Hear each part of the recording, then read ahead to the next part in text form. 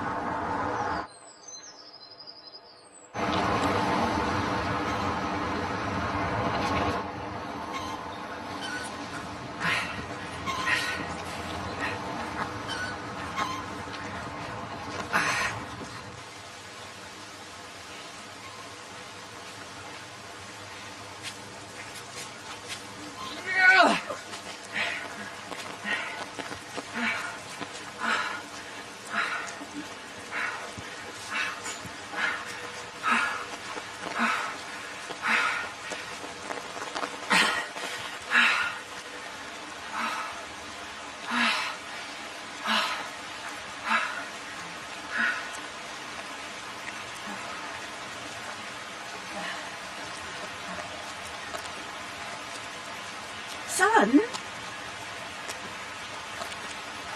Same time, same place tomorrow then?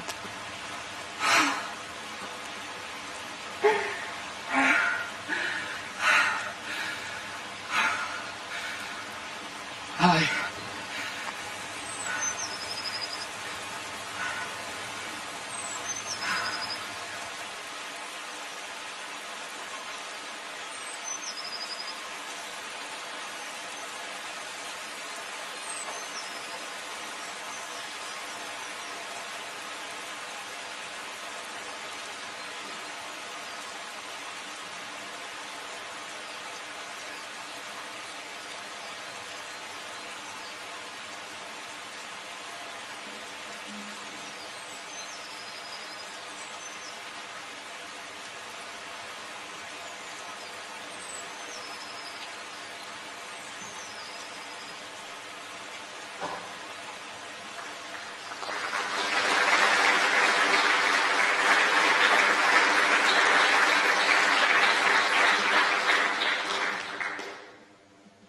Thank you very much, Alice. For those who know Edinburgh well, you will know that Alice filmed that on the only day this year that it rained.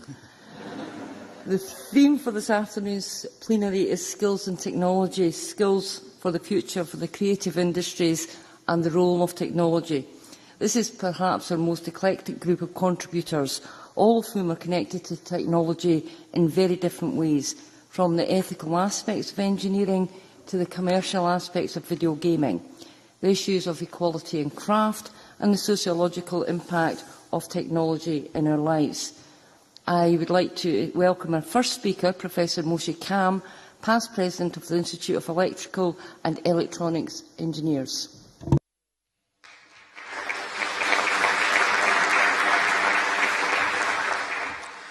Madam Presiding Officer, delegates, friends and colleagues, I will talk today about engineering as a liberal art and start by reminding that in classical antiquity, the liberal arts were considered to be the collection of subjects and skills that are essential for a free person to master.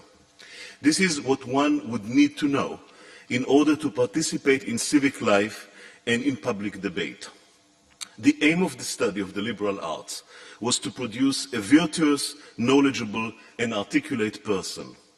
The original core liberal arts were grammar, rhetoric and logic, the trivium, which was extended during medieval times to include the quadrivium, namely mathematics, geometry, music and astronomy, let us not forget, including at the time the most essential study of astrology. During the Renaissance, the trivium was recast as Studia Humanitatis. It excluded logic and added to the traditional Latin grammar and rhetoric the subjects of history, Greek and moral philosophy or ethics, and most importantly, made poetry a pillar of liberal arts education. In one way or another, we are still adhering today to the basic approach that we inherited from the Renaissance, namely the grounding of humanistic education in classical languages and literature, though much of what we call liberal arts today also includes elements of the exact sciences, the life sciences, and areas that have emerged on the periphery of the traditional humanistic disciplines, such as sociology and psychology. We seem to agree, however, that what is technical, professional, and related to applied science or engineering, that all this does not really belong. It is not part of what we consider liberal arts in most implementations of present-day academic education. By extension and by practice, we have declared that engineering design and computing are not among the subjects and skills that are essential for a free person to master. They do not belong inside the body of knowledge that one requires in order to participate in civil society. One can be more or less completely ignorant of matters of engineering and yet be considered by this definition virtuous, knowledgeable, and articulate to a fault. This is not a new problem, of course. While masters of the visual arts, as one example, have struggled for decades with technical matters of geometry and perspective to develop and advance their own discipline, most of their audience, including the patrons and the learned elites, enjoyed new architectural construct, paintings of these constructs, new tools and new devices with little or no understanding nor reflection on the principles that govern them or their theory of operation. Similarly, we have educated and certified university graduates for many decades who drive and are being driven, and who fly from continent to continent without the slightest understanding of internal combustion or automatic control or aerodynamics. And while writers, poets, and painters kept assessing the impact of technology on our lives, more often than not, they focused on the outwardly manifestations of new machines and new processes, not on their internal machinations. Let us also admit, in the same breath, that on the other side, so to speak, in the engineering education world, as it has evolved since the late 1800s, and as it was fundamentally reoriented after World War II, isolation of young engineers in training from the humanities, from the classics, from literature and poetry, from art, and even from languages and grammar, such isolation was not uncommon. When I was educated in Tel Aviv University in electrical and electronics engineering in the early 1970s, there was not a single class which was not technical or scientific or engineering oriented in the whole curriculum. And while the situation in most of Europe, the USSR and the Soviet bloc nations, and America was not that extreme at the time, exposure of future engineers to non-engineering subjects, including the so-called liberal arts, was very limited. When liberal arts were considered for the engineering curriculum, they were often appended under the assumption that the artistic, literary, linguistic, and philosophical faculties of the poor souls who elected to become engineers must be so defective and suppressed that we would, under all circumstances, segregate these engineering characters away from those who are blessed enough to desire to be serious about such matters, namely the students in the School of Art and Sciences. However, after several decades of following this dismissive doctrine, all over the world, engineering schools started to understand the folly as well as the practical limitations of such restricted viewpoint and what it would inflict on future engineers. A major shift took place to the point that in most engineering curricula, such as the one at Drexel University in Philadelphia, where I have spent the majority of my life, and in most Western institutions, some 1/3 of the time and effort in engineering schools is now devoted to writing, speaking, reading literature, studying foreign languages, and engaging in a large spectrum of studies, allowing students a selection of courses, experiences, and sequences in history, politics, sociology, philosophy, and psychology. We are producing at least, if not well-educated, at least widely exposed individuals. Moreover, in many schools, mostly in America and Western Europe, engineers are no longer relegated to liberal art classes for their own underdeveloped ilk. Rather, they participate in the same classes offered to all others on the same subjects. Increasingly, you even see attempts to cross boundaries in the other direction, to offer, for instance, a class on music processing and technology open to all students in a university, to develop classes such as game theory and the history of the Vietnam War, again, for all students. However, let me ask in turn, how much engineering and technology can we expect in the arsenal of a person who will have graduated in 2020 in art or literature or music, or theater and film? I'm talking about individuals who train to become teachers and writers and visual artists. It is true, of course, that there is nowadays much more in the curricula of these non-technical areas that is technological and engineering related than what we would find in the same curricula a decade or two ago. Yet, it is very easy to make the argument that by and large, we are not yet at all really serious about technical literacy among liberal arts majors. Today, in almost all schools of engineering and technology, we employ individuals specifically trained in English and other languages to teach engineers how to write. We employ individuals who have had rigorous training in philosophy to teach engineering ethics. We send engineering students as a matter of course to classes in the arts that are taught by individuals with advanced degrees, PhDs, MFAs, to benefit from their expertise. However, show me the wireless communication professor who teaches students of theater. Show me the computer scientist who regularly teaches students of music. These are very rare, not completely, but almost non-existent. There is a dramatic asymmetry in the ways that we treat the needs of engineers and the need of those whom we label, often quite mistakenly, non-technologists. The assumption is that you really do not need professionals to teach engineering and technological literacy to writers, but you do need professionals to teach writing to engineers. When you suggest to engineering educators that they have an obligation, a real duty in fact, to walk to the School of Art and Sciences and to the School of Music, and incidentally also to the School of Law and the School of Nursing and Applied Health, you often sense a very dismissive tone. These people over there, they do not have the background. They do not possess the propensity. They would not understand us. Except that they would. They will have to. In fact, they will not be non-technologists for too long, and they may have ceased to be non-technologists already. The prevalence and penetration of technology, the continued expansion of network technology and wireless communications, the internet, the still ever decreasing prices of computing, digital processing and storage, and the opening of new frontiers in areas as different from each other as entertainment technology and games on one hand, and the intersection of engineering, computing and the life sciences on the other, all these mean that neither computer science nor much of what engineers do nowadays will continue to be the exclusive province of computer scientists and engineers. It is not uncommon to see a talented child these days who is capable of designing and implementing a mobile robot, of complexity, navigability and dexterity that required graduate education only 15 years ago.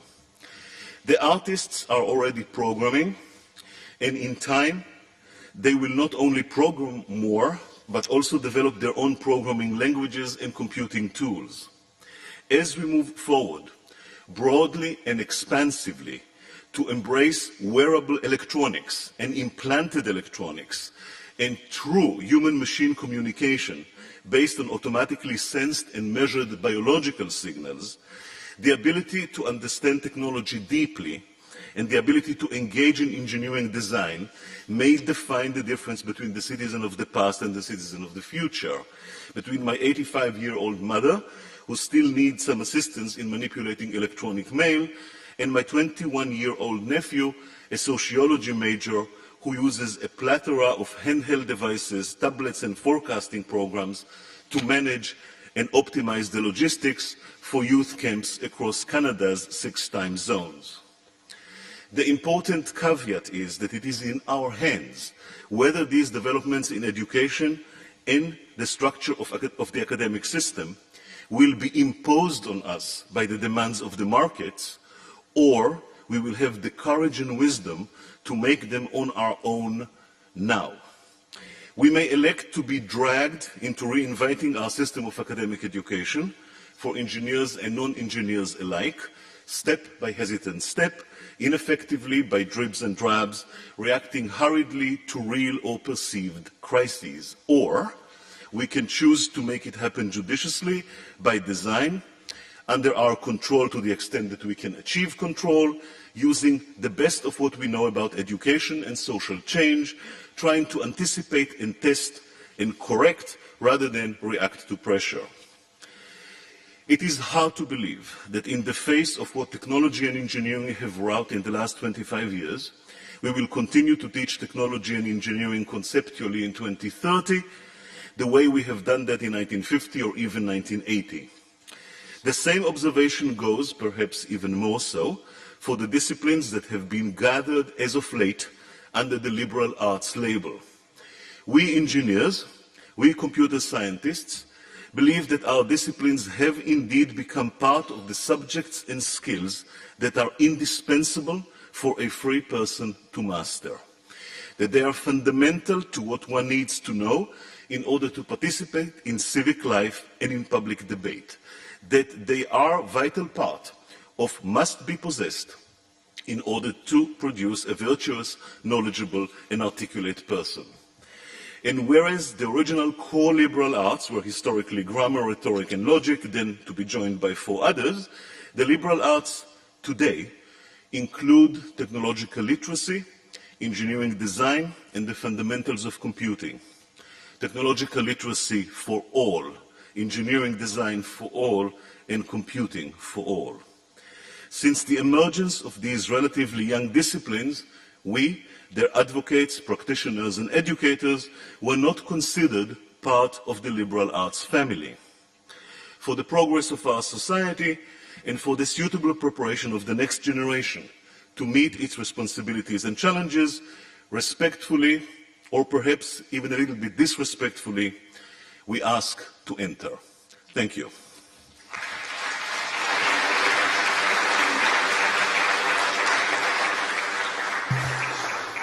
Thank you very much, Professor Cam. I would now like to introduce Ian Livingston, OBE, Life President of EDIS and co-founder of the iconic company Games Workshop. Mr Livingston.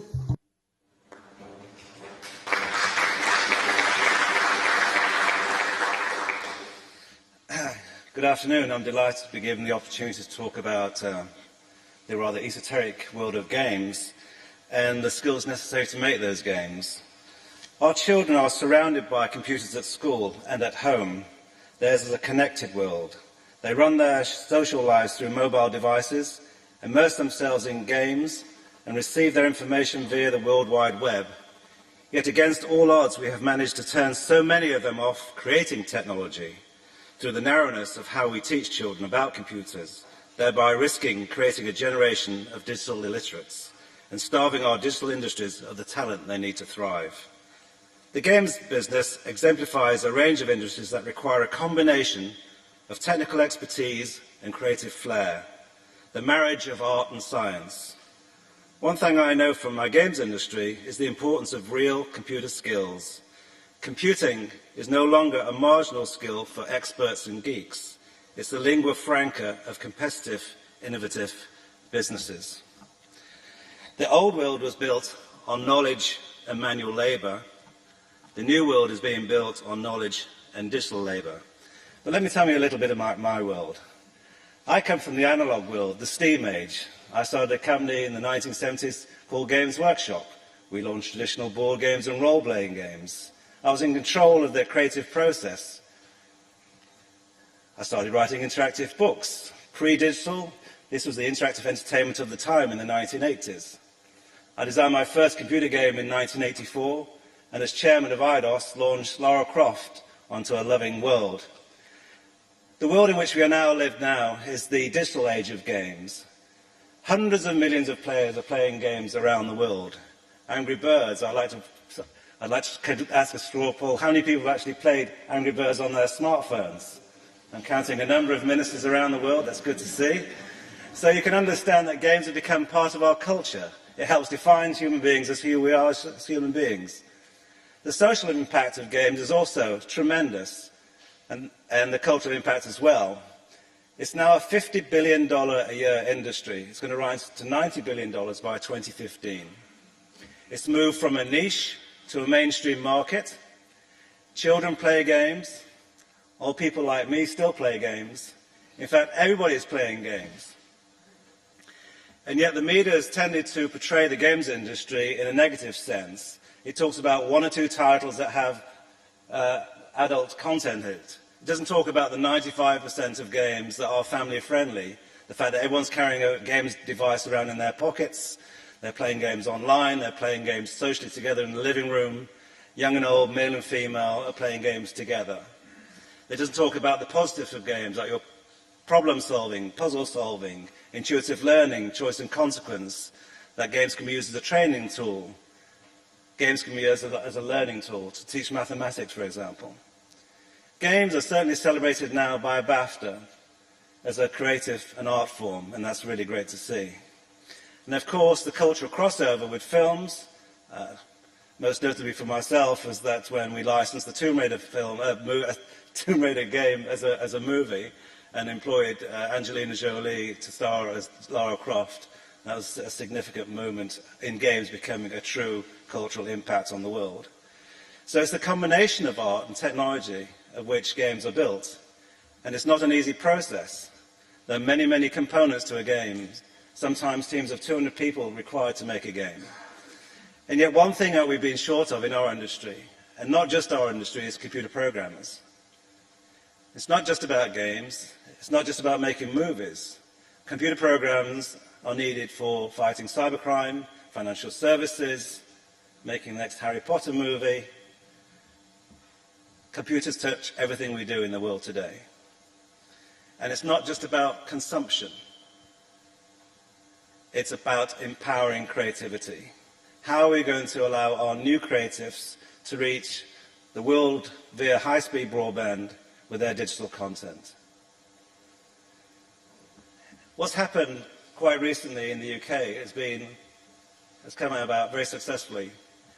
And thanks must be given to Ed Vasey, to my right here, who really empowered us as an industry to deliver computer science to all. As chair of the Computer Games Skill Set Council, I used to whinge to him incessantly about the need for us to have more computer programmers available to our industry. And he tasked us with writing a report, which is funded by Nesta. And we released the Next Gen report, co-authored with Alex Hope, in February 2011.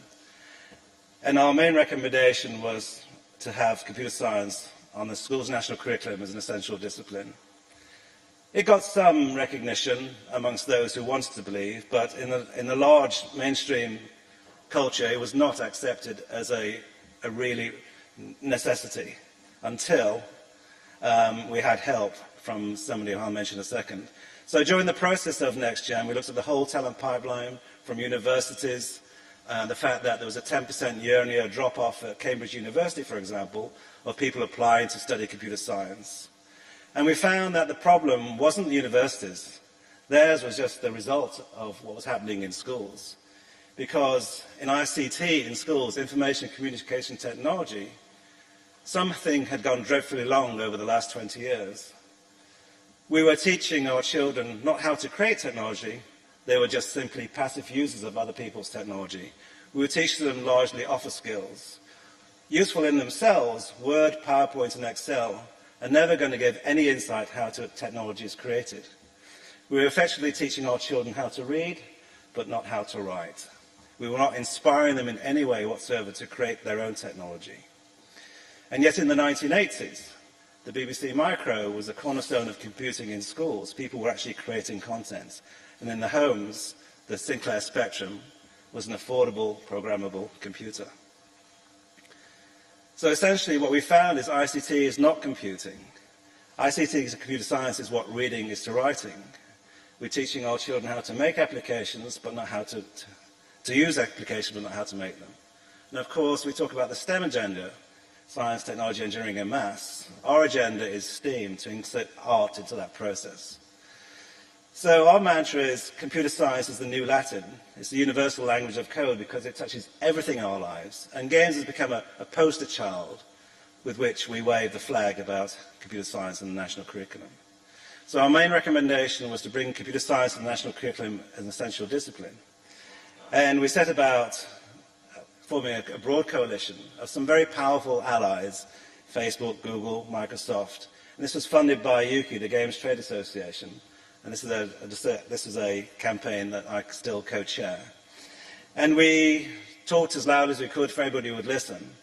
But it wasn't until Eric Schmidt, a year ago today in Edinburgh, in fact, well, a year ago this month, and he was said in his Matt Taggart speech that he was flabbergasted to learn that computer science isn't taught in UK schools.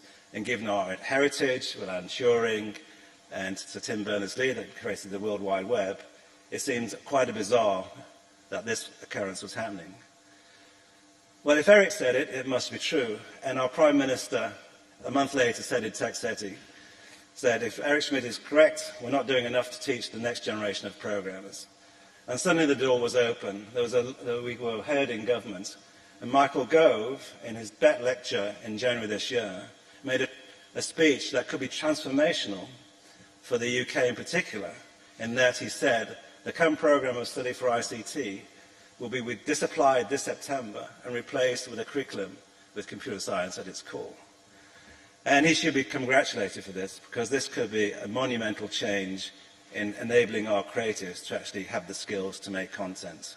I cannot program, neither am I a teacher, but I wish I could. So the new language is that of code. How will we teach this language? Well, of course, the immediate thing is to go to schools and set a curriculum. But I don't think the DFE have the skills themselves to create a curriculum in an area of technology that is moving so quickly. So whilst we would require teachings to be trained in the future, we have to start somewhere. We can't just let this go by forever. And I won't attempt to talk in Scots, but my reading of this is, give me a spark of nature's fire, that's all the learning I desire. And if you look at children themselves, they learn naturally. When they enter this world, they interact with it. They learn through play. We are playful by nature. And nobody teaches these children how to speak their language. They learn it naturally. So the younger we can teach our children or allow them to learn computer science, computer coding, they will become native speakers. What I took from the Olympic Games were 4 things: inspiration, the sense of team, endeavour, and the great sense of volunteering. All these wonderful attributes can be applied to helping children of tomorrow learn how to code today. So, the Olympic spirit. How are we going to change the classroom, for example? A lot of teaching in schools still uses a 19th century approach to learning. Somebody stands in front of a class of people, rather like I'm standing here today, and talks at them. The children are required to take notes and regurgitate to in order to pass an exam. They don't really have any fundamental understanding of what's happening. And if only I could read it, Albert Einstein said, the only thing that interferes with my learning is my education. Team. We need to trust in our children's curiosity to learn. If teachers are unable to teach computer science, let them act as enablers of education. Let them be facilitators. Let them cooperate and collaborate like children do in their natural lives. Let's look at flipping the classroom. Allow them to use whatever digital device they have to learn from the best people in the world via YouTube, via online sites, go to MIT, and in the classroom work together on their projects, their homework, and which the teachers can join in as well, and learn together. Let them have fun. Learning should be a fun experience. The fact that children, when they're learning naturally, can recite millions of things with ease because they haven't been forced to learn something they didn't relate to. So it has to be relevant and exciting to their lives, and at the same time have a sense of rigour to enable them to have to satisfy the requirements of perhaps an examination, if indeed that's required. But that examination has to be done on screen, not on paper. Endeavour from the Olympics. Does it matter that the lesson was delivered by YouTube? The classroom becoming the place where pupils come to share and show what they have learned. A vibrant place with teachers there to curate the classrooms. Peer-to-peer learning in true fashion. It's free. The Khan Academy, for example, a free resource open to everybody in the world. Another fantastic initiative from Coder Dojo. This is an organisation that doesn't have a bank account. It requires everybody to do their services for free. Anyone in this room can allocate a room where they live, ask for volunteers, and then invite the children. And if it's outside of school, it's likely to be cool and appealing to children. There are so many ways we can start this movement of teaching children to code. They love it, they're creating technology. As soon as they get one object animated on screen, you have them. At the moment, they're being bored to death. So, children will not learn how to live, work and cope in this digitally driven world without having a deep cultural understanding of how it works. And they will not have this deep cultural understanding by sitting in closed classrooms, measured by set targets, removed from the digital society and banned from the open web, as Emma Mulqueeny said recently in an article. We are at a crossroads almost in civilization. We can either allow ourselves to be passive users of technology, or we can become creators of technology. Do we want to be directed at by technology, or do we actually want to take control? I would suggest we take control, and this brilliant book can tell you more about that. Of course, we're going to make mistakes.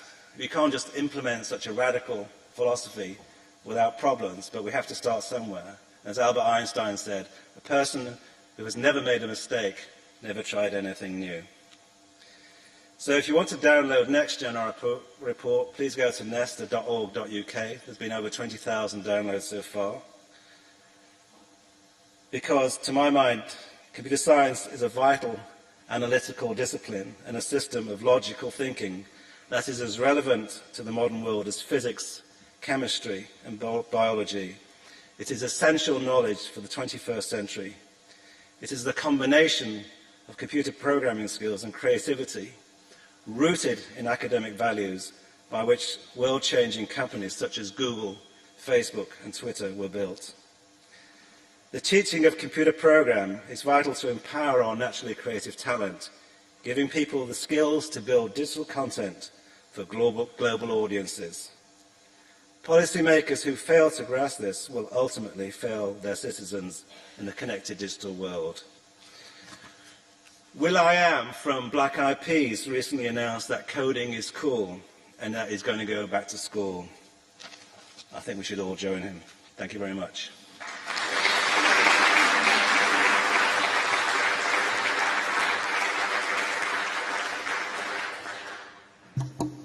Thank you very much, Mr Livingston. As one who can remember using the tennis game on black and white television, I realise how far games and applications have come. I'd now like to introduce the third of this afternoon's speakers, Jaslene Jamiga, a philosopher of living cultural traditions who began work with the Government of India in 1954 and has been advisor to many governments on applied art and multicultural creative expression.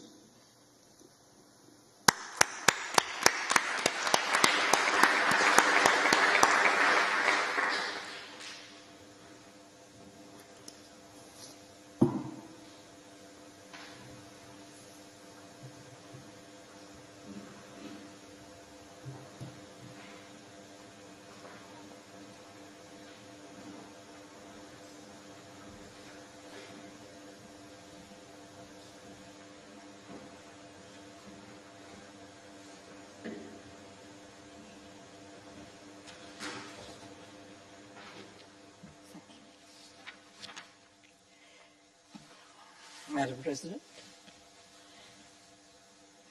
Your Excellencies, friends and colleagues,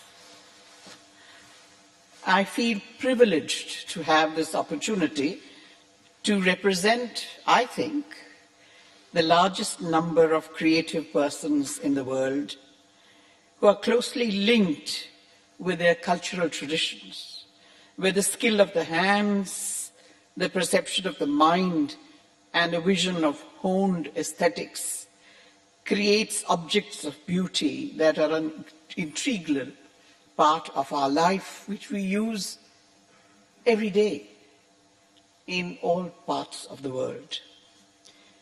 In the developing world, a large section of the population depends on agriculture, and their rhythm of life is governed by the cyclic movement of the seasons.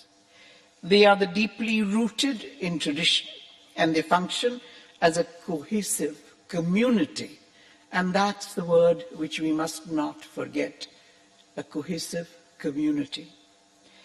The local manufacturers of cottage industries, handmade products, hand-woven projects are closely linked with agriculture, and in many cases they process the agricultural produce as well as have skills which create objects of daily use for the household and for the local markets.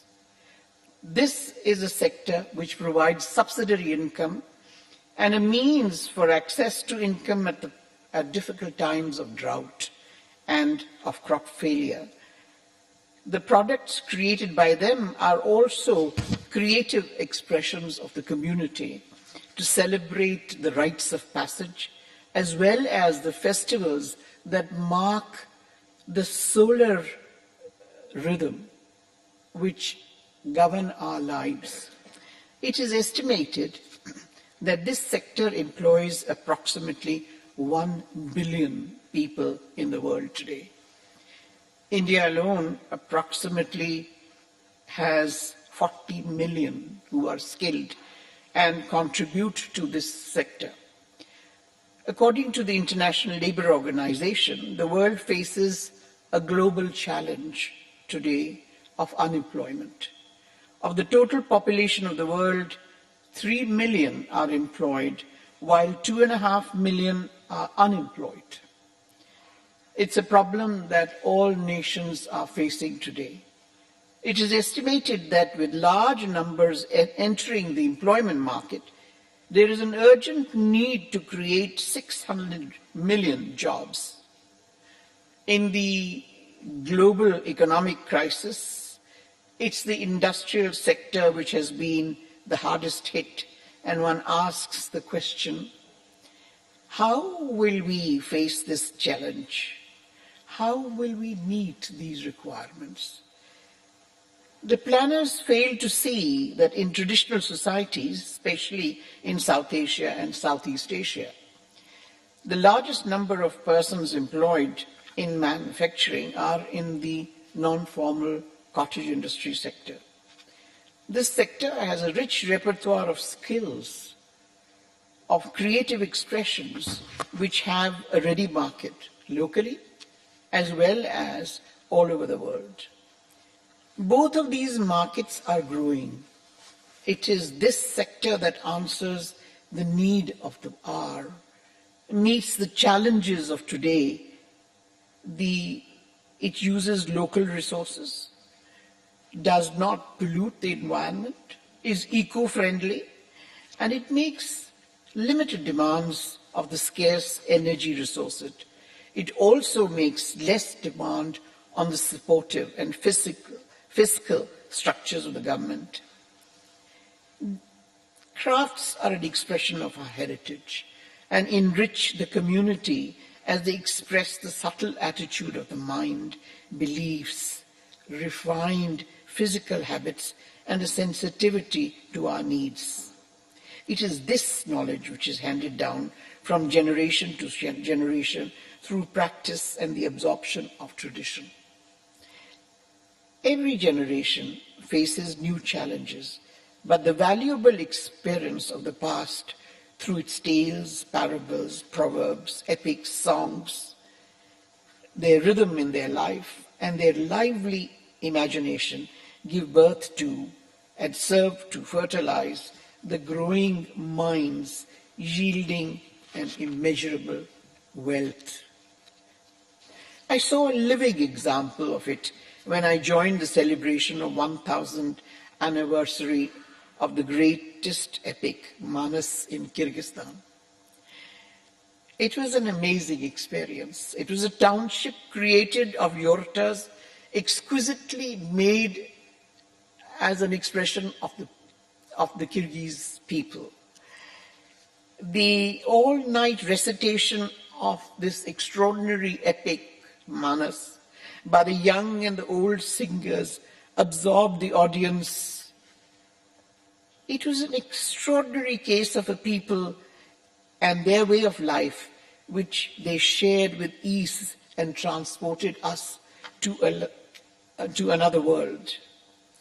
I had a similar experience in my own country, in the southern part, in Kerala, where all-night celebrations of the ancient ritual theum, which predates Hinduism, created through elaborate masks made by the people for the occasion, costumes and performances,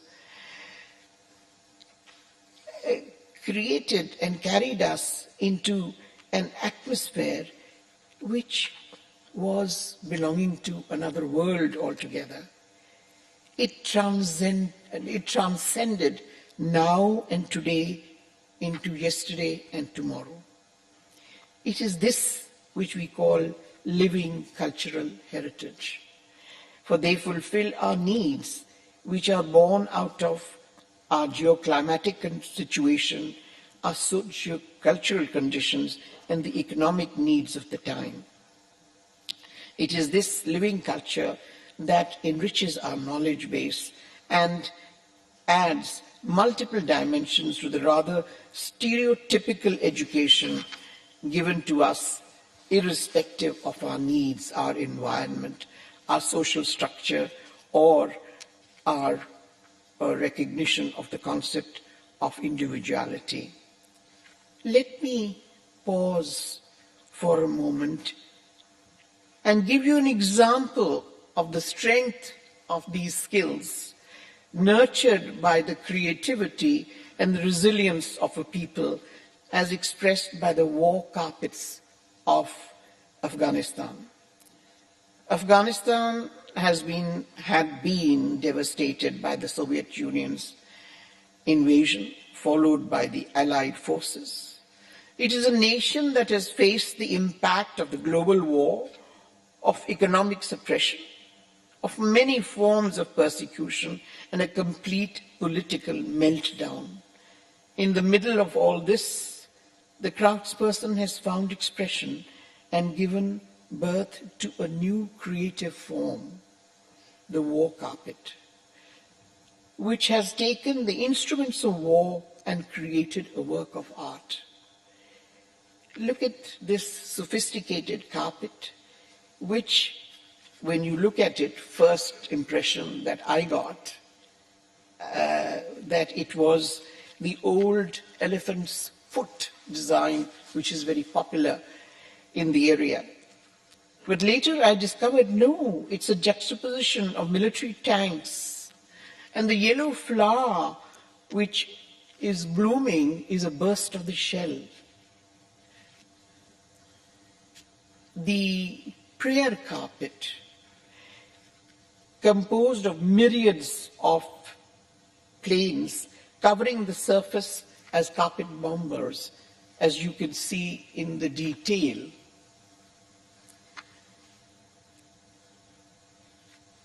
These poignant acts of creativity, as you can see, the warplane inspired by the predatory eagle pattern, as you see over here.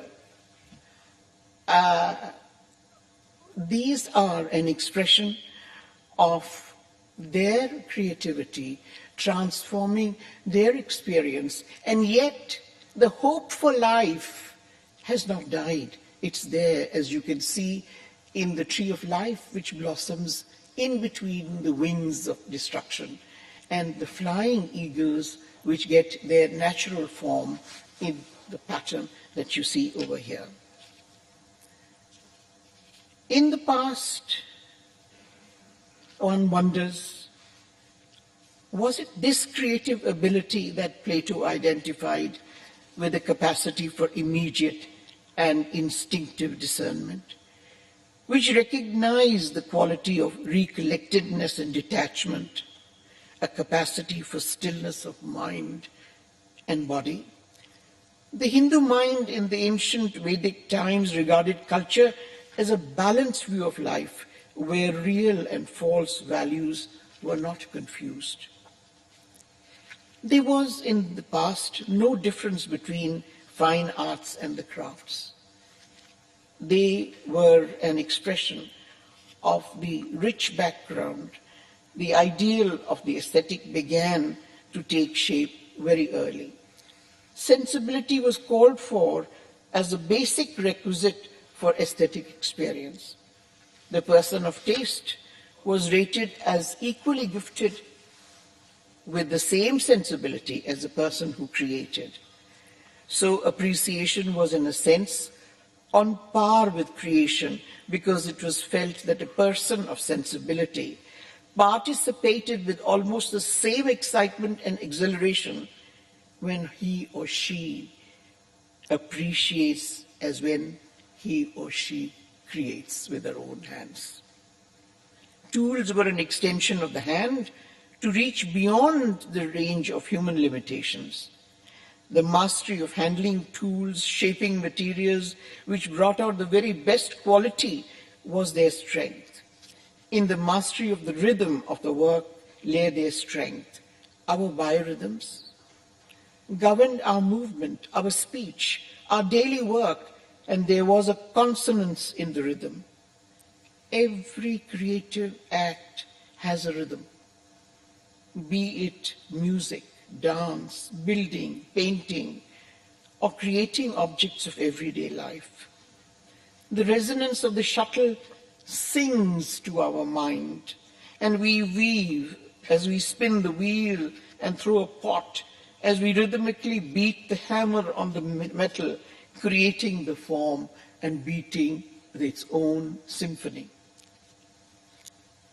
I wonder if the growing movement of slow time, which is formalized in Norway by Michael Kimmelman in the World Institute of Slow Time, is a response to our search for the rhythm of life which responds to our needs and which works against the arrhythmia of the very fast pace of life today.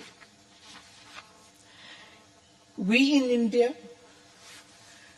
owe a great debt to Mahatma Gandhi, who linked the regeneration of crafts to the national freedom movement. According to him, freedom was not to be seen as a means of political power, but to work towards evolving an equitable society and appropriate social patterns which would lead to building an integrated nation. He was aware of the need for the decolonization of the mind to understand and appreciate the strength of one's own culture, a subject that is being discussed at many platforms all over the world. In upholding craftsmanship of the hand, one does not, by implication, reject machines or make an impassioned plea for return to only hand products. There is, in fact, a basic relationship between small tools and large machines. The countries which have emerged as leaders in industrial design, such as Scandinavia, Japan, and Italy, have great traditions in designs which they have nurtured. Their designers and design schools are aware that closeness to nature, the actual feel of the materials, the mastery of handling of the tools and techniques are an essential in creating the initial perfect design. The great Finnish architect Aalto not only created memorable architecture, but also exquisite objects of everyday use. Even in the fast-growing society espousing industrialization, crafts are far from being smothered. They are once again coming into world focus, for within us pulsates an innate yearning to use our hands, to feel the surface of handmade objects. Craftsmanship embodies certain qualities and a depth of experience which rises out of our direct experience of creation. The problem posed before us is not man versus machine, but rather a cohesion between the two, a regulating of each in its own appropriate field.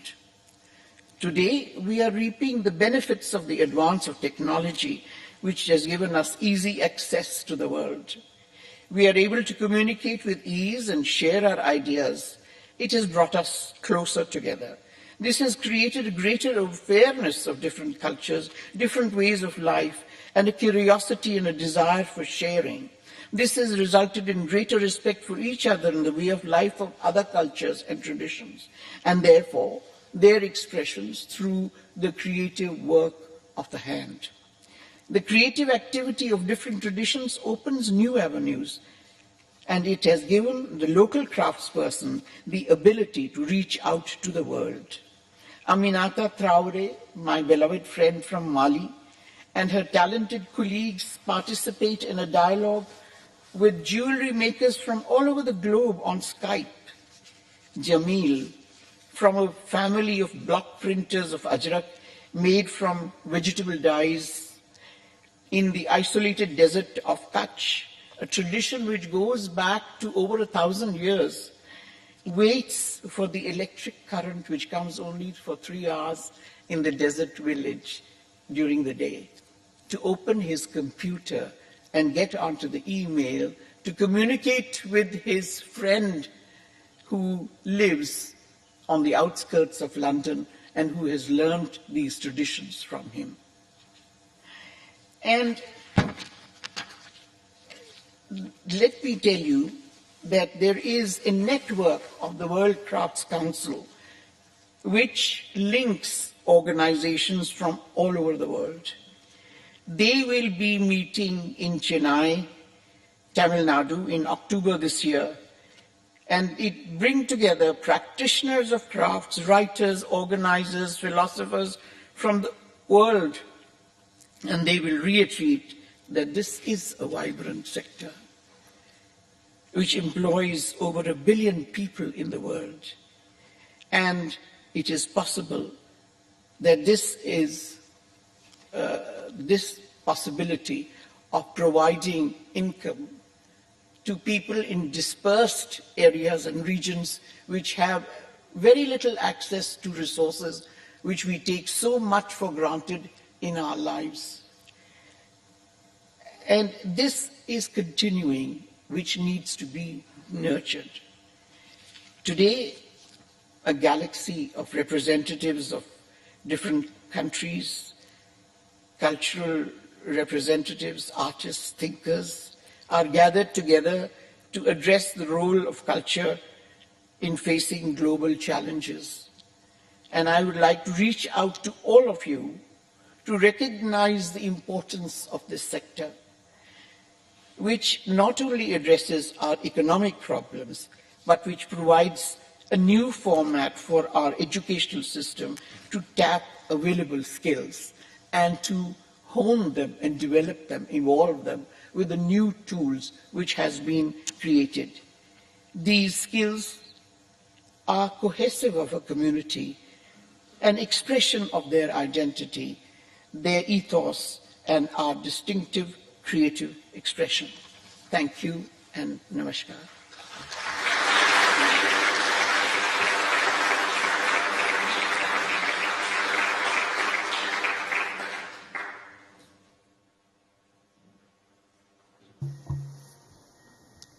Thank you, Ms. Jamika. I'd now like to introduce the last of our afternoon speakers, Richard Harper, the Principal Researcher for Microsoft Research.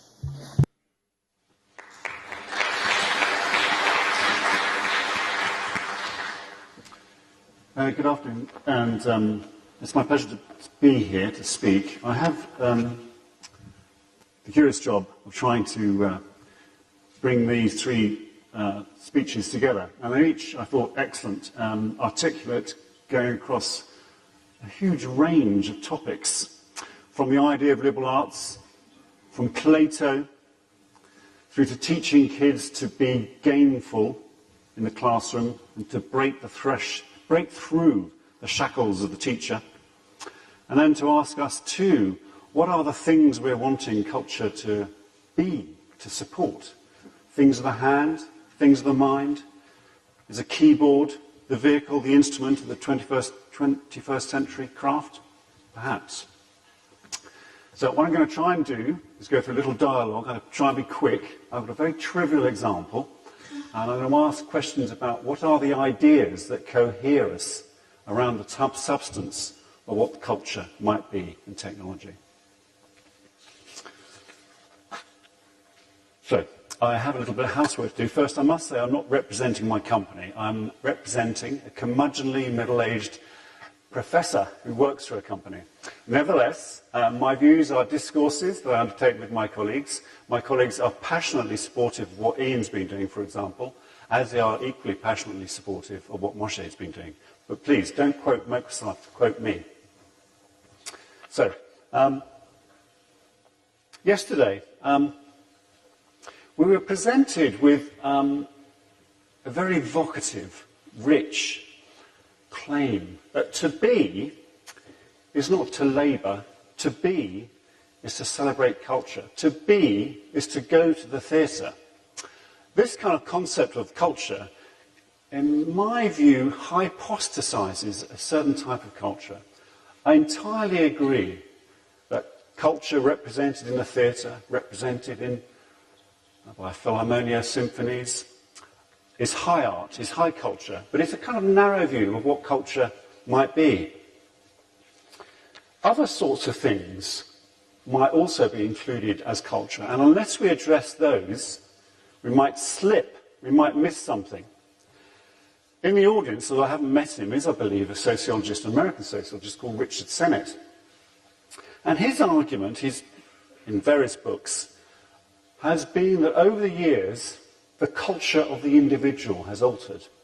And it's essentially, in very simple terms, though I know he would scold me if he came to talk to me afterwards, what he tries to argue is that in previous societies, previous generations in the West, we had a public persona, a public performance, and that was fundamentally seen as different from the private performance. Today, he argues, there's been a merging of those two sorts of things. One consequence of which is we measure a man or a woman not by their ability to perform the public performance, for example, to be a good manager or a leader. We measure the man by their private performance. His critique pertains particularly, he argues, to North America, where we judge a presidential candidate not by whether they might be competent as presidents, but are they the kind of dude you'd like to be, or the kind of woman you'd like to have a beer with. In other words, their private persona suffuses out into the public.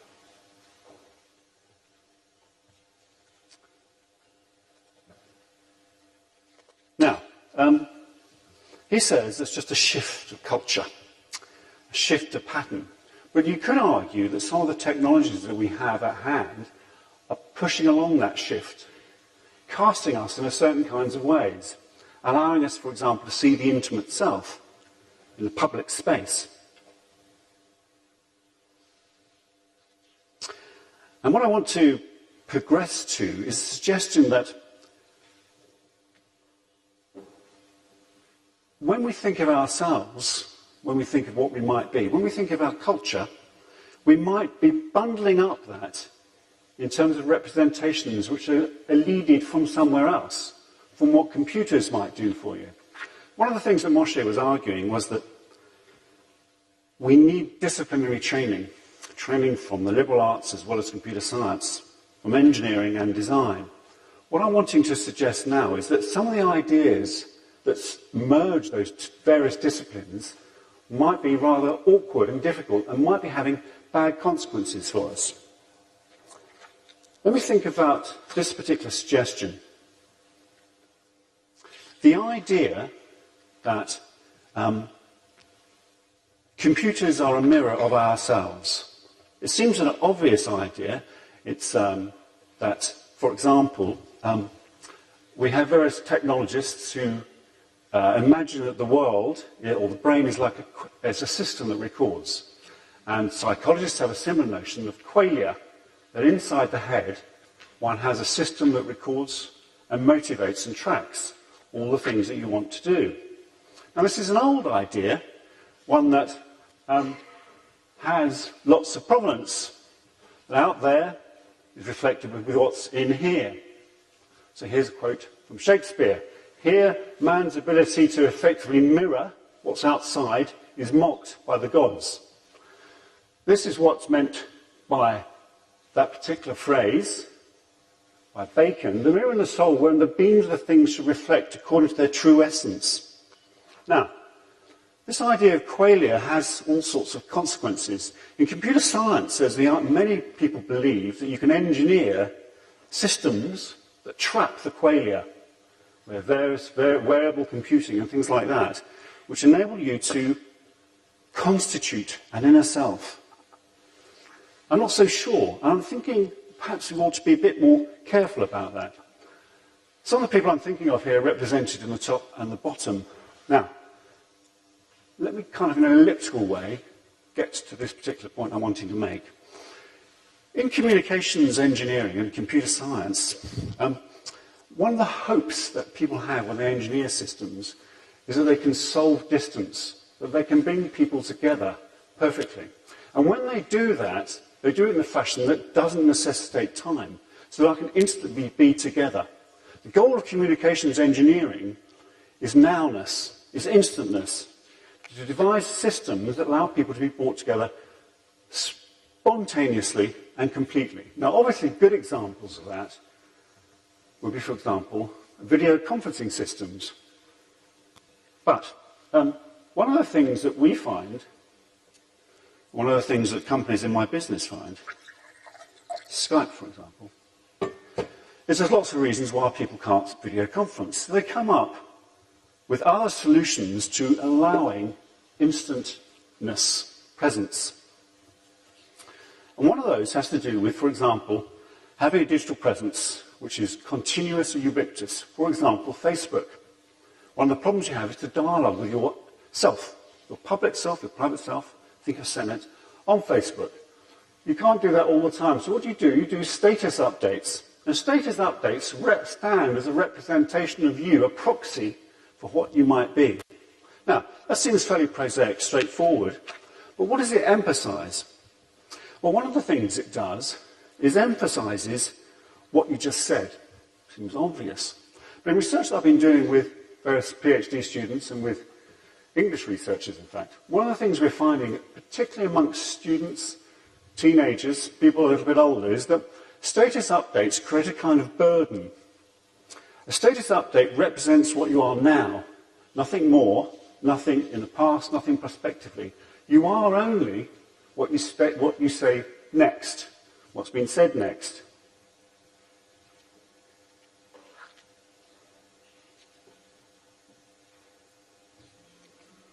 One of the things that is consequent on that is that our subjects and our research are suggesting that status updates seem an impoverished tool for articulating what their relationships might be.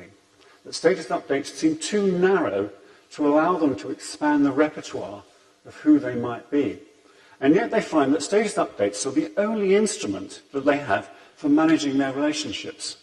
They find their relationships become febrile, temporary, short-term, instant, that things like tenderness and affection, diligence, forethought, planning, orientations to the past, orientations to the future, seem to be collapsed and divided into this thing called status updates. It's all, as one of them said, it's all like two-night now, man. All the students in Texas said it. So, what am I getting to here? Where's this leading me? What I'm trying to suggest is that as we try and urge better teaching, as we try and urge a better understanding of how to manage culture, we need to also understand how some of the technologies we have at hand are creating a sense of what we are and constraining ourselves. And one of the problems we have, for example, when presenting ourselves through social networking sites, is that it privileges a certain sense of nowness, instantness. It's ahistorical sorts of relationships. The cultural tool, as you like, of connection, seems febrile. Now, why does that matter? Couldn't I just go and devise my own technologies? Well, now I'm going to bring it back to what Moshe was saying, and what Ian was saying, and indeed what Jasmine was saying. One of the things it seems that you want to explore is how to let people articulate themselves in new ways. It's obvious, it's a trivial example, that status updates are terse, are short, are instant, that seem ephemeral. There must be other cultural tools we can devise, new forms of social networking that can let us do things differently. So, where would you get those ideas from? One of the problems we have, one of the problems I have working with computer scientists, is that they have a notion of instantness. That's how the systems work. It's not necessarily fair of me to ask my computer scientist colleagues to come up with something other than the status update. They're convinced that's kind of an obvious thing you want to do, to bring people together all the time. They have a kind of concept that that's to mirror the world, to mirror human need. What I've tried to suggest is that friendship seems peculiarly limited if it's just about instantness. But when I go and talk to, for example, people in the English disciplines, in humanities, in philosophy, and say to them, look, we have this limited repertoire of ways of making social connection.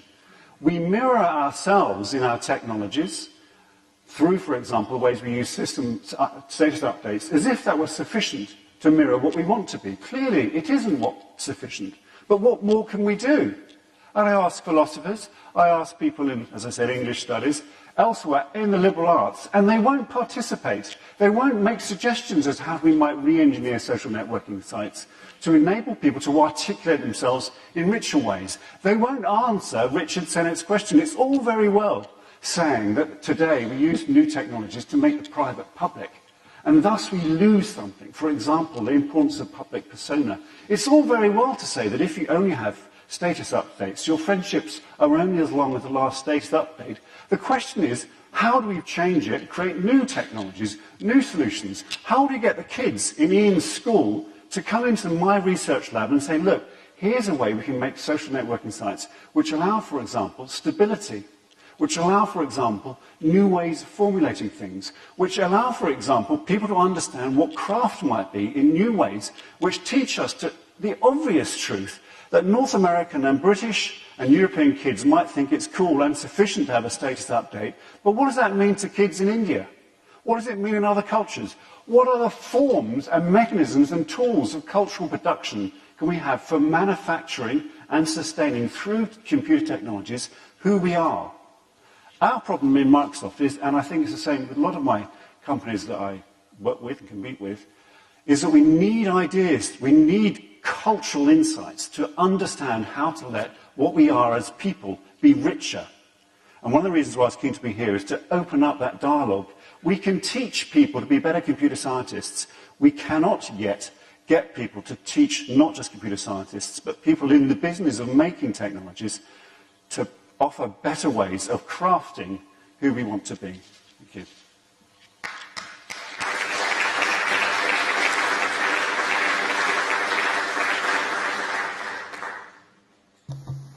Thank you very much indeed, Richard. I found that an absolutely fascinating session, as all our sessions have been.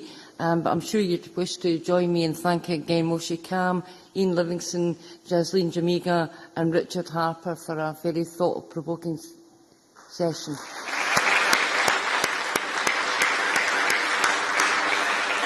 We are now going to move straight on to our final policy discussion groups. And after that, we will receive feedback from all of the three policy discussion strands. If you remain in your seats, a member of the event staff will make an announcement for the policy discussions. Thank you, and I look forward to seeing you for the summing up.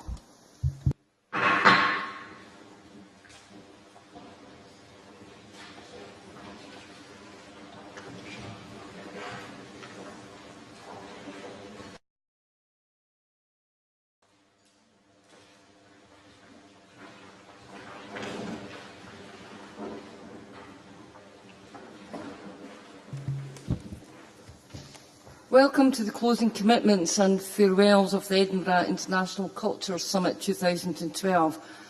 I would like to introduce you to our three subject strand rapporteurs and ask each of them to sum up. For Cultural Dialogue, Lord Smith of Finsbury; for Funding, Sir Peter Housden; and for Skills and Technology, Vicky Featherston.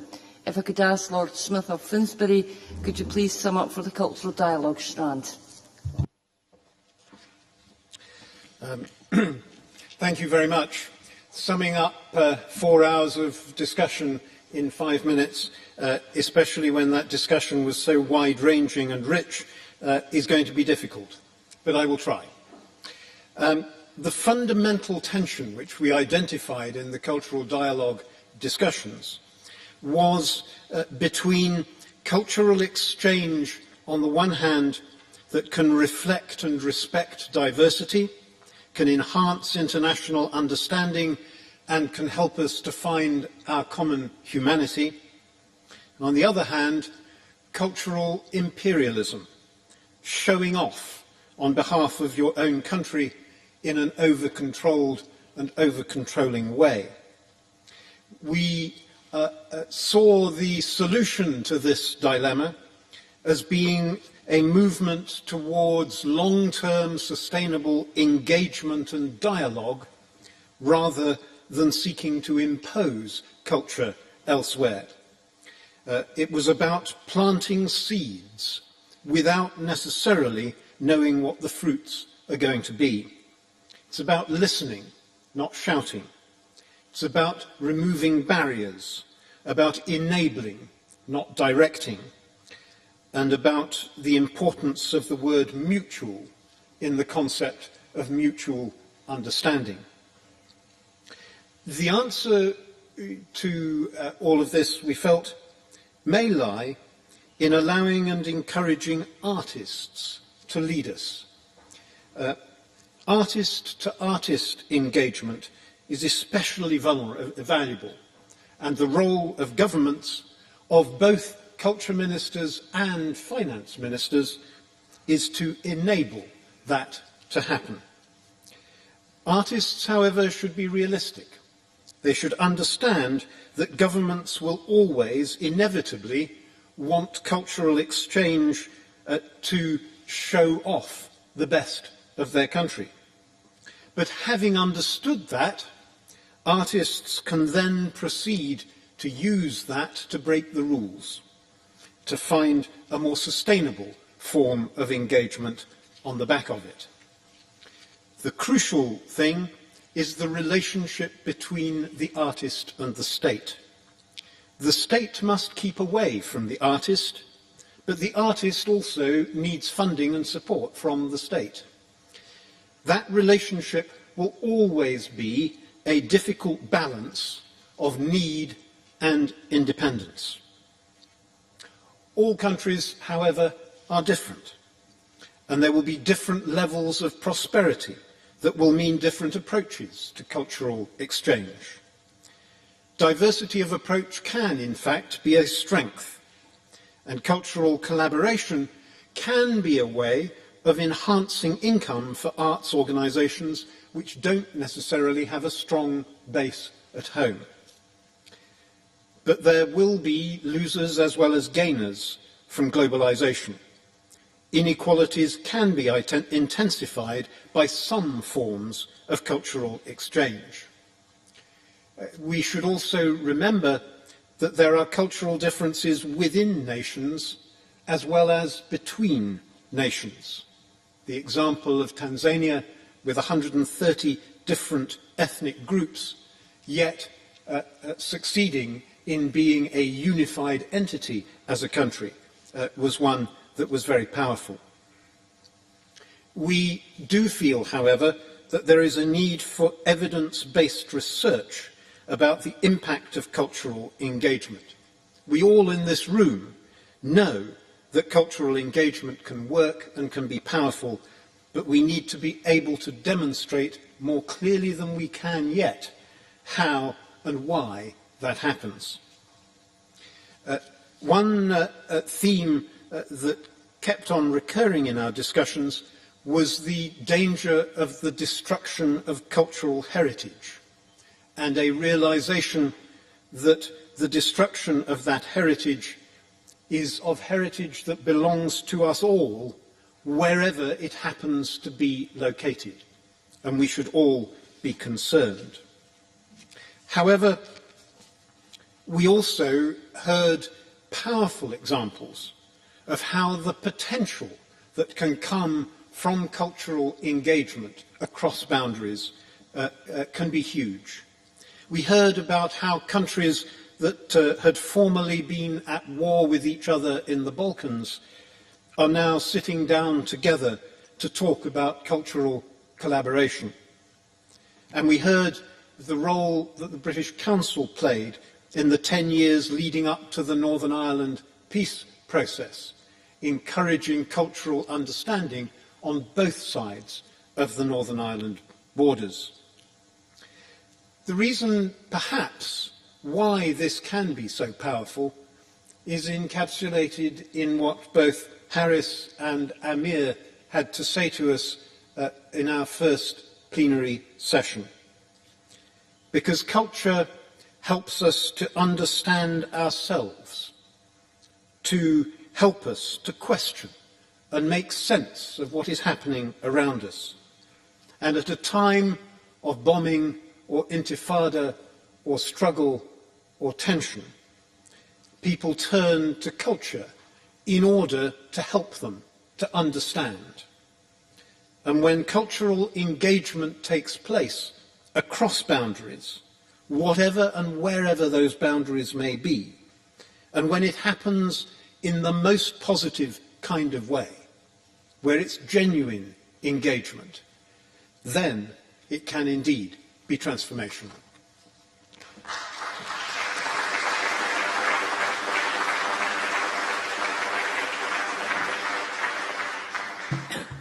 Thank you, Lord Smith. I'd now like to ask Peter Housen to sum up the discussions from the funding strand. Thank you, Madam Presiding Officer. May I, first of all, add my thanks to those of others for the Parliament for hosting this excellent conference and for the way in which you personally have conducted it. My thanks. We were looking over this period at sustaining public and private support for culture. We really thought the first thing to say was that the fundamental relation is between the artist, the art and the audience, rather than between organisations and government. And there was a sense in which work of truly exceptional quality in art would always find its own market and sources of support. But on top of that, we recognised and heard how artists and arts organisations are finding new ways to engage and extend and enrich the relationship with the audience, and also with communities, both of place and of interest. We heard exciting examples of the way in which unexciting things like data from audience surveys were actually being used in intelligent ways by artists and performers themselves to think about ways they could improve and extend access. We heard about investment in longer-term issues with harder-to-reach communities and providing people within those communities with the opportunities for artistic experience themselves and development of skills. And building on the positive experiences that youngsters may have in educational setting and enabling them in the years beyond full-time schooling to remain active in the cultural sphere. We thought there was an interesting parallel there between cultural activity and sport post-Olympics. We looked secondly at the relations both within government around culture and between government and private funders, moving towards the mixed economy of funding that can offer longer-term sustainability for the arts and culture. We thought it was important not to shrink from the statement and measurement of direct economic benefits of cultural activity in, for example, tourism, and in the development of skills that have generic value across the economy and society. And again pointed to the role of culture in strengthening communities, in reconciliation and in nation building, and the way in which it was possible to build support within communities for arts organisation as a cause, as a positive asset. We thought a bit about the role of government and the way in which government can and needs to create a framework in which the risks of artistic expression can be managed, and then to back winners and to give artists and creative individuals their head and autonomy in the creation of artistic work. This, we thought, is best underpinned by an ethos of excellence, with government expecting and rewarding entrepreneurs and not to allow a subsidy mindset to predominate. People were positive and optimistic about the journey along that particular road. We thought there was a particular importance in the political space in the building cross-party support and engagement, because that way lay long-term sustainability. And again didn't shrink from the idea of mobilising rich and powerful patrons of the arts wherever they could be found, and enabling them to connect with the success and growth of development, particularly of young artists, has proved a rich vein in a number of settings. The use of artists as advocates for their own work, particularly important, and a sense in which government had a duty to support the arts and artists within their own framework. And lastly on this, Madam Presiding Officer, we thought it was important not to fail to recognise the fragility of very many arts organisations in different contexts and the importance thereby of thinking hard about the ecosystems that support them and their longer-term sustainability and investment. Amir said very powerfully yesterday that poverty is not sustainable in this context or another. In terms of measurement, something about its importance and its limits, there are clearly real weaknesses in the traditional investment models when dealing with the arts and culture. Their appraisal techniques often fall short. But colleagues felt it was important that we do actually make the case for the arts and use those analytic tools and data approaches within an overall politically driven narrative about the importance of arts in that particular context. So you can both use the data and analysis and set it within a powerful narrative. And we heard some very good examples of the way in which artists were measuring reactions to their work and its short and long-term benefits. And the Edinburgh Festival's impact study in 2011, I think, has been a really powerful pathfinder in that way. I think we felt, however, that there was no magic bullet in the search for analysis, nor should artists, arts organisations or government beat themselves with a stick of perfection over all of this. Quantitative measurement has its limits, and people in treasuries will always find fault with any form of analysis. Seems to be a rule of life for us. Finally, Madam Presiding Officer, on the global dimensions, there were some very powerful questions posed, particularly by the Minister from Uganda, about where culture fits in the hierarchy of needs. How do you make the case for culture alongside the need for drinking water, healthcare and infrastructure, rather than in opposition to any of those necessities? And I think we all found Harold Mitchell's testimony on East Timor when Prime Minister Guzmão about the spirit of the people as being really effective and moving. In the sense that this was an enabling mechanism to achieve a whole variety of society's objectives. Culture could provide that spirit and feed that spirit of the people. We thought about whether international development, particularly as it's conceived in the UK, sufficiently has culture and cultural activity within its purview. Some encouraging signs there, but maybe more to go. And we'd seen in the Olympic Festival here in recent weeks and continuing forward, the way in which actually international objectives were being made manifest by mobilisation of the diaspora communities within the UK as a whole to connect with overseas artists performing within the UK. Harold Mitchell, of course, a very living example of the way in which you can mobilise private money for overseas development activity on a dollar-for-dollar basis in the US. And if I might, just 2 or 3 things about Scotland, particularly as we close and enjoy the moment of having this conference on our home territory. Fiona Hislop, I thought, made a very important point about the power of connecting culture with external affairs, i.e. you put its international and global dimensions at the heart of everything you do. And I think we've seen with the Edinburgh Festival the benefits of actually inviting artists from all over the world to come and do their work in Edinburgh to showcase their culture. And that helps, I think, this conference is part of the way in which we're all learning from each other. And lastly, a point about cities. Our final session dealt with the question of cities as being real drivers of culture. Something about size, cities the size of Salzburg, Edinburgh and so forth, a natural home, but these are the places where, cities where culture is driven and made, where things can be made to happen. And here in Scotland, we've seen examples of very powerful collaboration between the government and the different administrations with our 2 big cities of Glasgow and its Smiles Better campaign and latterly forward into the Commonwealth Games, and Edinburgh, of course, in terms of its ongoing support with the festival. So a really positive national-city relationship can act as an upward spiral in arts and culture. Thank you very much.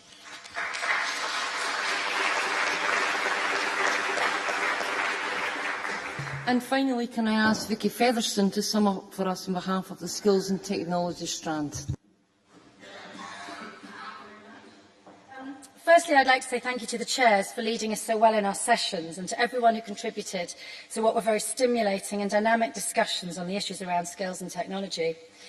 It was felt that technology offers great opportunities for countries large and small to showcase culture globally. It enables new forms of cultural expression in itself, and cultural practitioners in all art forms are seizing these possibilities to develop new disciplines across the world. Audiences, too, are expecting a level of interactivity which technology is offering, and this is changing their experience of and access to culture very rapidly. These new possibilities will require governments to rethink their sometimes rigid funding frameworks to enable greater collaboration between the arts and technology. New approaches are needed to embrace the new technologies. Within this advance, there is a need to preserve the space for tangible human endeavour, for physical sensory experience, for an understanding of skills handed down from generation to generation, for these to be respected and celebrated, and to recognise the democratic creativity held in the actual hands of the ordinary people, while finding a cohesion between this and technology. There was a strong desire from all the contributors that we should come up with a series of recommendations for ministers and governments. Rather than recommendations, we felt it was more relevant to express this in the form of questions. Some questions then. Is there a role for government to support the traditional crafts and culture in order that a homogenised global technological culture does not obliterate them, and to find ways for technology to enable the preservation, future and dissemination of these vital traditional cultures? Is there a new international model for content providers and creatives to be paid, and to move away from old copyright laws and property rights, which some say are now totally redundant?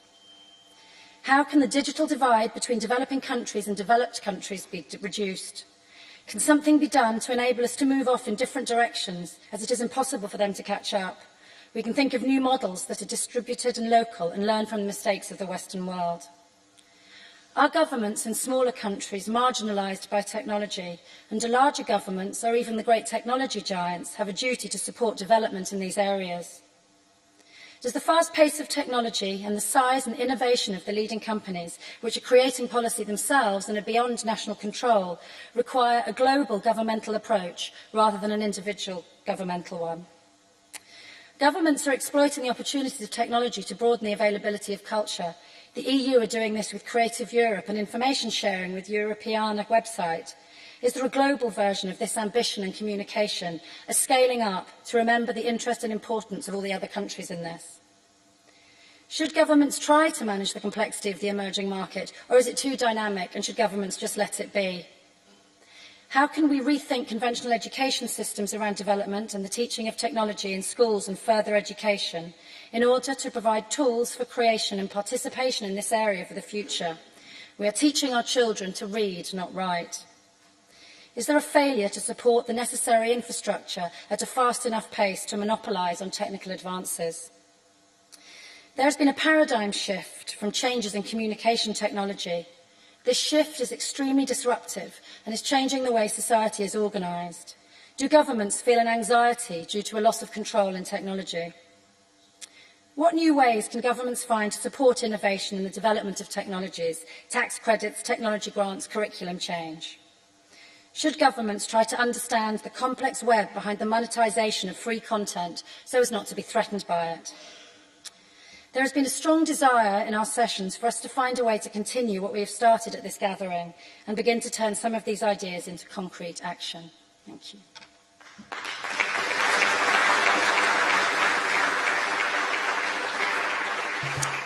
Many thanks, Vicky. We have a very short time to take some final comments from the chamber floor. If you would like to make a brief contribution, please press your request to speak button or put your hand in the air. And I would be grateful if you could keep it brief, because I think a lot of folk might want to contribute. Can I call Haris Pashovic? Thank you. Cultural diplomacy, in the core of the cultural diplomacy is culture. And in the core of culture is a creator and a spectator. So if we must keep in focus creator and the spectator all the time. The freedom of the creator is the crucial freedom for anything what we talk about in culture. In this very moment, in Syria, there are lots of artists. We don't know how they are. And in this very moment, 3 young women, the artists, are being in trial in Russia for their artistic action. And they are threatened 7 years in jail. In this very moment, 2 Iranian fantastic film directors are in custody. Jafar Panahi and Mahmoud Rasulov are banned to work. When Israeli soldier pushed Amir Nizar Zouabi on the floor, it wasn't for the cognitive reasons. It was brutal harassing of a man whose story we told. There are artists in Palestine who live in apartheid. Cutting the funds for the arts in Europe or elsewhere is also limiting the freedoms. Freedom for the creator, it means also freedom for the spectator, it means freedom for citizens. We talked a lot about learning. We should talk a little about unlearning as well. Not everything in our traditions is good. We have to unlearn certain things. In South Africa, we unlearned apartheid. And now young people think that the multiracial society in South Africa is wonderful.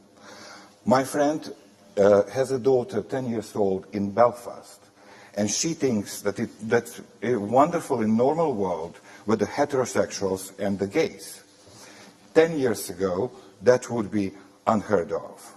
So we have to unlearn some old models too. I would like to say thank you to the initiators and the organizers of this one fantastic event by asking them to keep this event permanent. I know it's a lot of work and substantial funds, but it's also a very big reward for all the world, for all of us, not only for Scotland, UK, Edinburgh. So please keep in Edinburgh this event traditional, regular, hopefully every year or whatever you can. Thank you very much.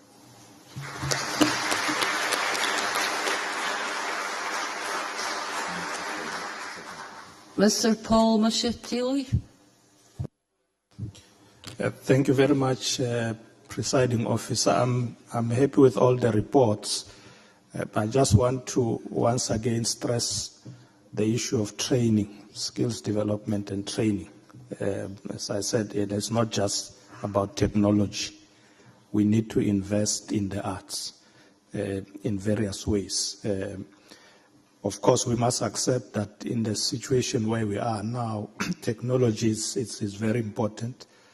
But I think it's important that we emphasize the issue of investment, creating academies, ensuring that there is collaboration and coordination between institutions that provide training in arts and culture. I thought it's a very important point not to leave out. Thank you very much.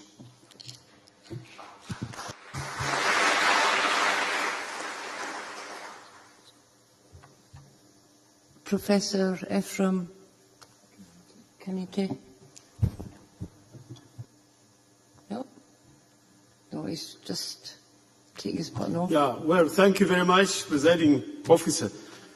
Yeah. Yes. No, I just wanted to thank you very much and thank the rapporteurs for excellent presentation. What I wanted to add was the role of education. I think it was brought out that education, it was brought out by the Commissioner, the European Commission. And I can give testimony at this point about the role of education in inculcating a sense of tolerance, of perceiving other people as the perceivers, of understanding the world. And the personal testimony I can give is that in my high school, my headmaster was a Scotsman, William Crichton. And having been a Scotsman, having experienced the sense of nationalism, and you can see it in the parliamentary gallery here, he taught us a sense of meritocracy, he taught us a sense of non-sectarianism. Yes, of accepting people as they are, of appreciating others. And I think as a Scotsman, having fought, he also taught us a sense of nationalism, to be proud of your country without being arrogant, without being a bigotry about one's country, without being, well, he taught us Christian values, but without having this anti-others as a justification for your own religion. Education, as I see in this cultural exchange we have been debating, perhaps is something we should value.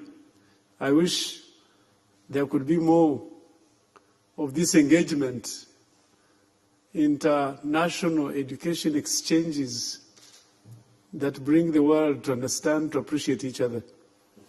And I thank you.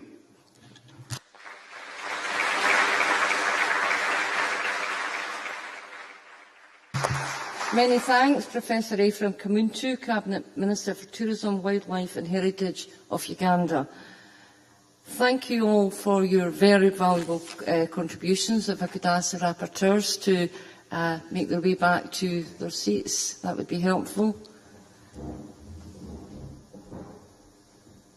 We now move to the closing comments on behalf of the Summit partners. Firstly, we will hear from Sir Vernon Ellis, the Chair of the British Council.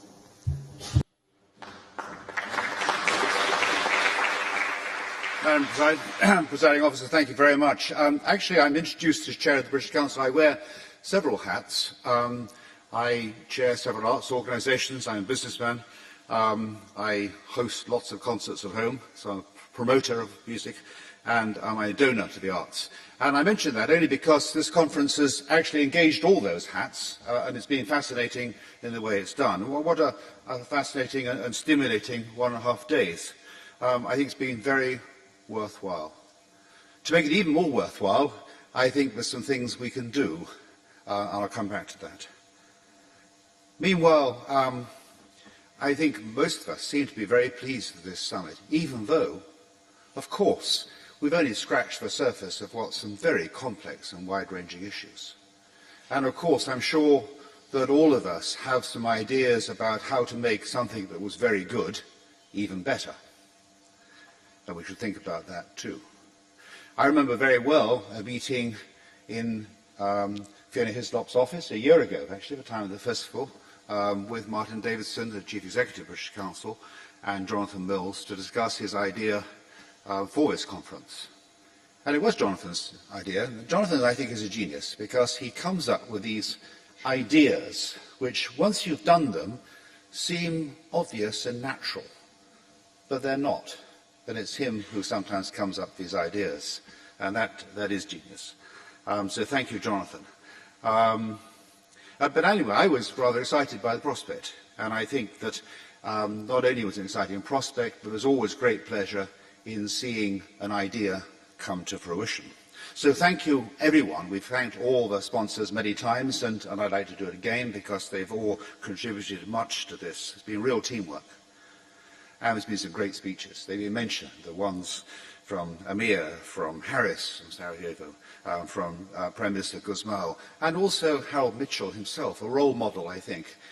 We talk about poor countries, and there are some with very poor, with very few wealthy people. But there are also quite a lot of poor countries with a lot of very wealthy people, and we need to engage them in helping culture and other things as well. It's really important. I think these discussions, the speeches and the policy discussions have all underlined for us culture is very powerful. Within countries and between countries, there's a booklet here the British Council produced on the power of culture to change lives, and that describes several ways in which culture changes lives. What this conference brought to life is how individual examples bring that to life. And we need more of those examples. We need to share more of those examples. We also talked about the transformational power of technology. And that's an enormous subject, as was summed up so well at the end. But we also heard a cry for help in establishing the sustainable models to support culture. There was a debate at one point in one of the sessions of how we convince our finance ministers versus others who said, well, we need to, the answer is arts organisations becoming more entrepreneurial, more innovative in finding ways to raise money. And of course the answer is we need both. It's not an either or. I travel a lot and I've seen lots of examples of how culture is making a difference. And it's made a very powerful impression on me. One of the most powerful, actually, was in London as part of the 2012 festival. The Globe to Globe, 37 plays, Shakespeare plays in 37 languages presented at the Globe Theatre. And the South Sudan Theatre Company, here we have a new theatre company in a new country, bringing Cymbeline, late Shakespeare play, performed in Juba Arabic, about themes of conflict with a neighbour, reconciliation, and this was performed and interpreted with the local culture, local dress, local dance, local exuberance, and to be with those actors afterwards and seeing them think about those issues both for locally in South Sudan and in London was truly transformational. And I was proud that the British Council had helped both in the development of that and also bringing it to London. But how is that small company in a very poor country going to survive? As Peter said, poverty, quoting Amir, poverty is not sustainable. What can governments do to facilitate but not control? What are we going to do in this room to help that? First of all, I want to thank you all for coming. This is a big effort to get here and attend, and most of you, almost all I think, have been here to the end, which is remarkable for conferences like that. I think that says something. So a huge thank you. But on behalf of the other partners, I also want to ask for your help. For many years at Accenture, I used to chair away days for partners from time to time. We'd talk all day. And Accenture partners are pretty bright and energetic and will sit there and engage and throw in comments. And the problem analysis was very, very good. Bigger challenge was what to do about it. And usually we were a bit disappointed. And why? Because the answers in the problem analysis was somebody should do something. And it's so easy, isn't it, to say somebody should do something and then that will solve our problem. But it won't, because for somebody it has to be somebody. And the something has to be something specific. So my request to you is that, just as I asked the Accenture partners, what is it we are doing, whoever I is, will take responsibility for doing, to provide a better legacy from this meeting. And that's a hard ask. Goodness knows, if it was hard enough at Accenture, with a pretty focused, homogeneous global culture, what hope have we here? Disparate countries, disparate roles, 5 sponsoring organisations. That's a pretty hard ask. But I do have hope. I have hope because I see passion for arts and culture. I see a dedication, I see a determination to find answers. And putting back my British Council hat on, the Chief Executive, Martin Davison, and I are very keen to put ourselves at your service in partnership with our partners here at this conference, with you, with other relevant organisations, to help craft an effective follow-up, to help craft how we share those ideas effectively, and particularly what are the next steps, and perhaps future meetings. Thank you.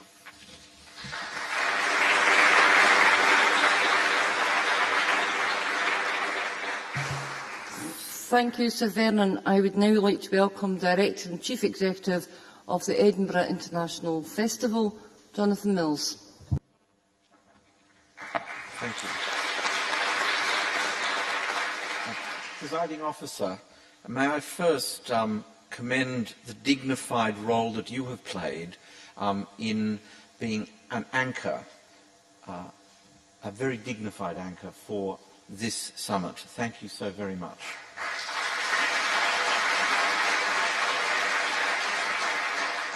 May I thank each and every one of our plenary speakers, Commissioner Andrula Vassiliou, Haris Pasovich, Amir Nizazwabi, Harold Mitchell, Hoda Al-Khamis Kanu, Jaslyn Damija, Ian Livingston, Moshi Khan, Richard Harper, all of them in very different ways contributing greatly to the conversation that we've had over the last 48 hours. Thank you all so very much.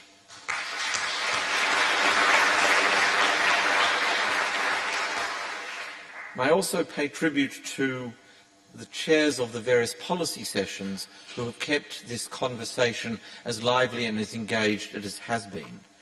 May I thank Alan Davey, Jeremy Peat, Andrew Dixon, Vernon Ellis, John Elvidge, David Wilson, Tony Hall and Joan Stringer, particularly for their excellent work.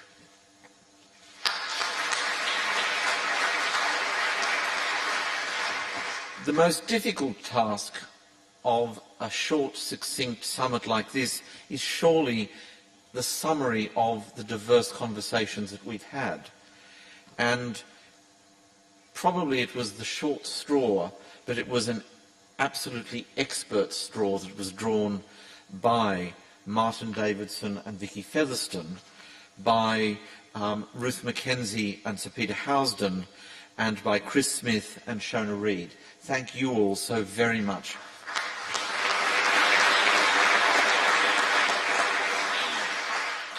May I also thank Ed Vasey and the UK Government, Fiona Hislop and the Scottish Government, Sir Vernon Ellis, Martin Davidson and Paul Doherty, our partners at the British Council. May I also pay tribute to the Scottish Government's team led by Wendy Wilkinson for the incredible and hard work that they've put into this summit.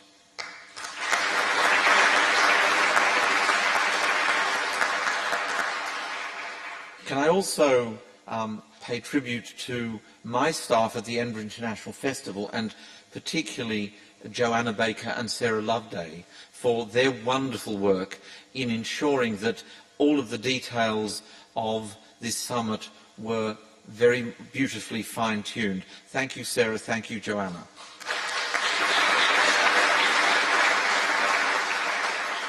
As I've walked around the various sessions, I've certainly been inspired by the free and open and easy conversations that you have all had. So to all of you delegates particularly, thank you for your contributions in spirit as much as in presence. You have made this a very special event. Your informality, your preparedness to work together and listen to each other has actually made this a very non-doctrinaire, very engaging occasion. Thank all of you.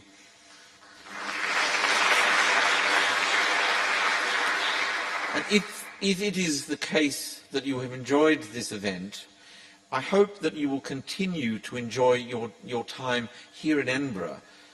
And if the spirit of this summit has anything like the festival, then I'm sure you will enjoy tonight's performances. I pay tribute to my colleagues at the Book Festival and Nick Barley and the Edinburgh Festival Fringe, Kath Mainland, for the contributions that they've made to the shape of the programme, but also in being partners in thinking about how we would engage with you delegates in Edinburgh itself. After all, you are in a very busy city. I once said that consider that Edinburgh has consider that when you compare Edinburgh and London in the last couple of weeks, compare the 16,000 athletes that constituted the Olympic Games, and compared that to the 25,000 artists that constitute together the Edinburgh Festivals, that gives you a sense of the scope of the cultural endeavour that is going on around and in the midst of you. So I do hope that you will take the opportunity to visit one of our 40,000 performances in some 3,000 venues while you are here amongst us.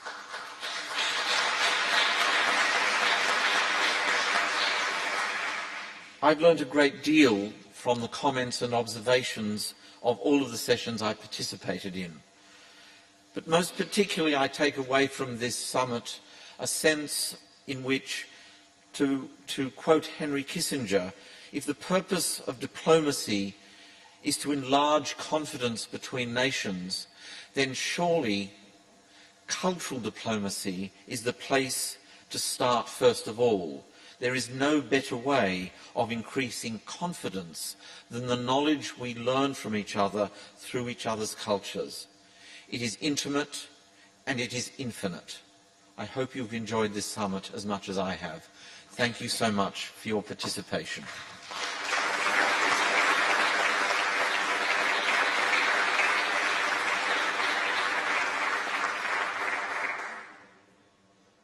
Jonathan, thank you very much. I would like to take this opportunity to thank all of our partners for their efforts in making this summit happen. To Jonathan Mill and his team at the Edinburgh International Festival, the Scottish Government, the UK Government and the British Council. And if I could pay my own special thanks to the Scottish Parliament staff, to Roy Devon, to our event staff, broadcasting, media and catering staff who have put in so much work to allow this to take place. The Scottish Parliament has been delighted to host the Edinburgh International Cultural Summit. Here in our iconic building, a work of art in its own right. But the Scottish Parliament is a working building too. Jonathan Mills cornered me last year and said he was thinking about arranging the first ever International Culture Summit. He asked with some trepidation, I think, if the Scottish Parliament would host it. I said yes immediately, because the Scottish Parliament is a forum where our MSPs discuss, debate and decide. Where else could an international culture summit take place but here in Edinburgh, home of the original International Festival of Culture and the Arts? And where else in Edinburgh could this summit take place but here in the Scottish Parliament? It has been a pleasure and an honour to chair the plenary sessions. We have heard moving, thought-provoking, inspirational, passionate and challenging speeches. Your Excellencies, Ministers, Delegates, Speakers and my fellow MSPs who have been here throughout the sessions, thank you for your contributions and your valued participation over these last 2 days. Now, I would like to invite you to join me in the garden lobby for the closing reception. And I have great pleasure in closing this final plenary session of the Edinburgh International Culture Summit 2012.